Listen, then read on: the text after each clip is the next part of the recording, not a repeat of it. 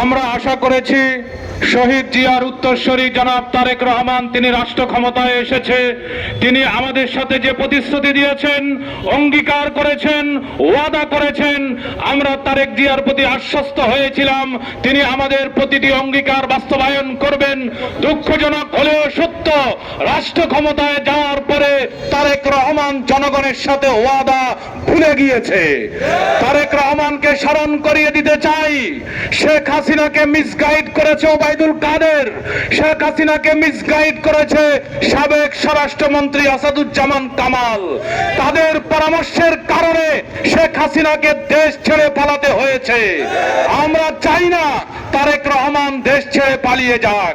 যদি আপনি শিলংয়ের অতিথি, শিলংয়ের মেহমান, বর্তমান স্বরাষ্ট্রমন্ত্রীর পরামর্শ অনুযায়ী রাষ্ট্র পরিচালনা করেন, তাহলে শেখ হাসিনা গেছে যেই পথে আপনাকেও যেতে হবে সেই পথে।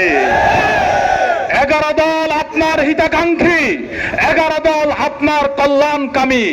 আপনি 17 বছর রাষ্ট্রের বাহিরে ছিলেন, লন্ডনে ছিলেন। আমরা শহীদ জিয়ার কারণে আপনাকে সম্মান করি, আমরা সাবেক দেশনেত্রী বেগম খালেদা জিয়ার কারণে আপনাকে সম্মান করি। আপনার মা নির্যাতিত হয়েছে, নিপীড়িত হয়েছে, আপনিও নির্যাতিত হয়েছেন, কিন্তু আপনি যদি ভারতের প্রেসক্রিপশনে রাষ্ট্র পরিচালনা করতে চান, তাহলে শেখ হাসিনা গেছে ভারতে, আপনার জায়গা সম্ভবত ভারতেও হবে না। অতএব সুতরাং হুঁশিয়ারি উচ্চারণ করে বলতে চাই, জনগণের কাতারে ফিরে আসুন। যে আবু সাইদ মুগ্ধের রক্তের বিনিময়ে রাষ্ট্র ক্ষমতায় এসেছেন, যদি সেই রক্তের কথা ভুলে যান, তাহলে আবার আবু সাইদ মুগ্ধরা রাজপথে নেমে আসবে।